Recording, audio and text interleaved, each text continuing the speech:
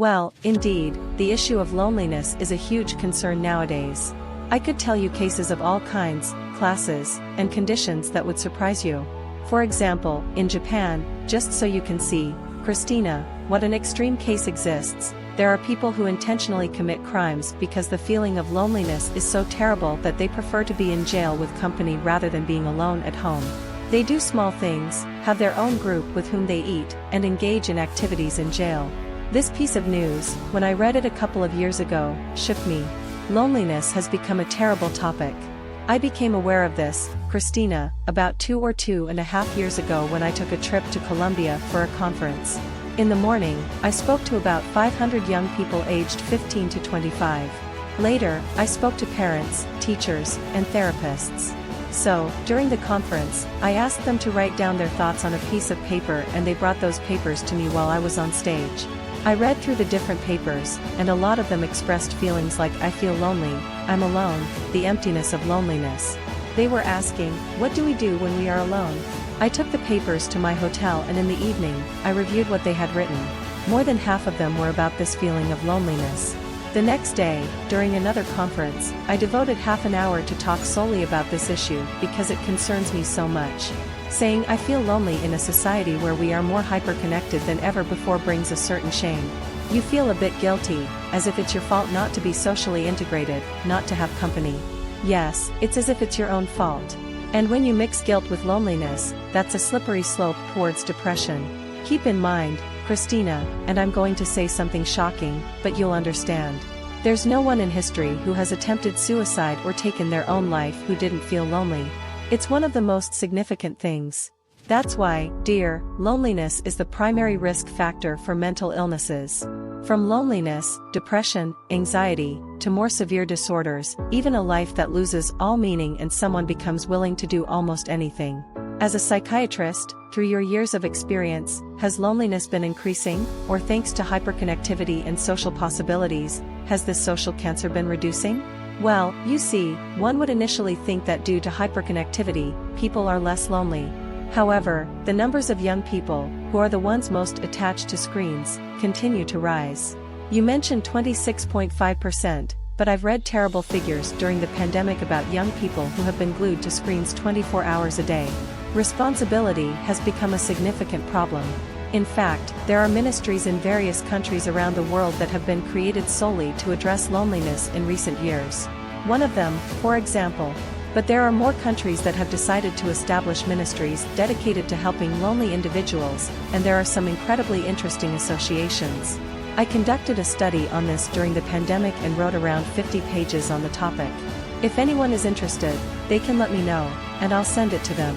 For example, there are activities like Adopt a Person, where someone accompanies you so you don't feel alone, people who give hugs, because the feeling of loneliness is so terrible. In England, for instance, it's one of these countries with the ministry focused on loneliness. They've begun to realize that loneliness is one of the main causes of illness in first world countries. Feeling alone is stigmatized in a society where we place significant importance on the image people project on social media. We create an idyllic image of life on social networks. I was discussing this the other day with Santiago Segura. It's unbelievable not to look at Instagram, everyone eating lobsters on beaches with stunning boyfriends or girlfriends, looking gorgeous. The pain, the loneliness, they're prohibited from the public image. It's a massive lie. I remember when I was rotating during my residency at YouTube in London. There was a psychiatrist specialized in debunking the stigma around depression. I recall attending one of his conferences dedicated to the media. He talked about how the main issue with many psychological problems is the stigma. Just like depression was stigmatized years ago, having a family member with depression seemed terrifying. The same happens with loneliness now. Saying that you feel alone in a world where with a click, you can meet someone, have sexual relations, make plans, you can do everything. It seems like the problem is with you. So, what I see, Christina, is that first, social media gives you a feeling of being accompanied, but it's fictitious, it's fake. You have no idea how many people, and this might surprise you, have double or triple roles or identities online. They're women in some, men in others, young in some, old in others. They find amusement in this social aspect, and it's all a lie.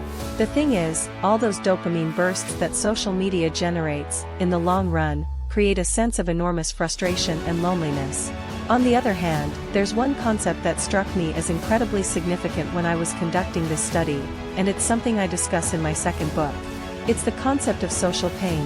When one feels excluded, rejected, alone, or not integrated, it directly impacts a region of the brain called the anterior cingulate cortex. This is the same area that activates when you have a physical injury, wound, or fracture.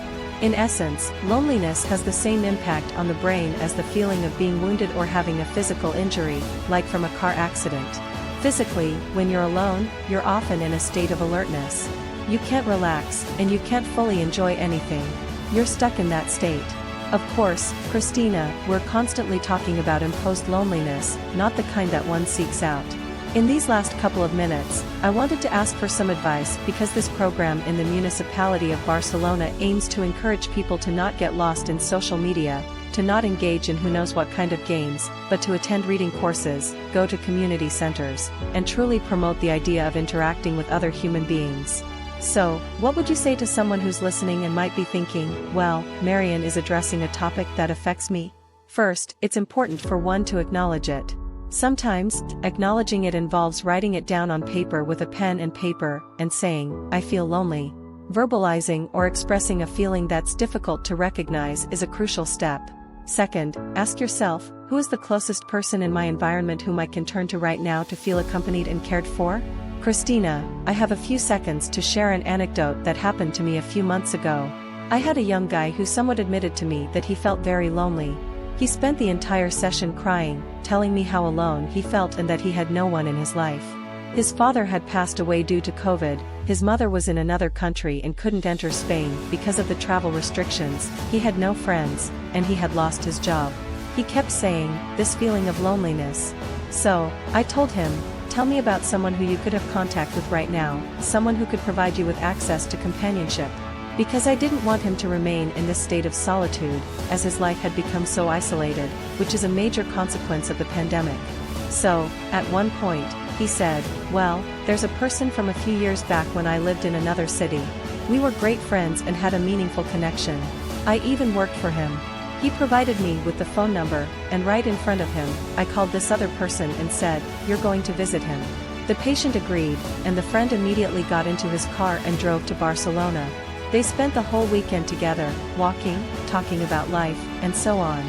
Then, he said to me, this did more for me than many antidepressants. Sometimes, we need to take that first step, to look into our minds, into our thoughts, and not be afraid, Christina. If this goes beyond seeking help and involves associations, I think it's a fantastic idea. In Barcelona, there are many people who feel lonely. Interestingly, it's more of a problem in big cities than in small ones, probably because of the sense of community and familiarity in close-knit neighborhoods. It's about knowing how to ask for help.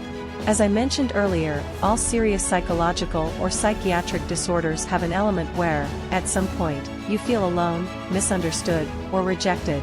So, if you can ask for help, there are mechanisms and tools to overcome it.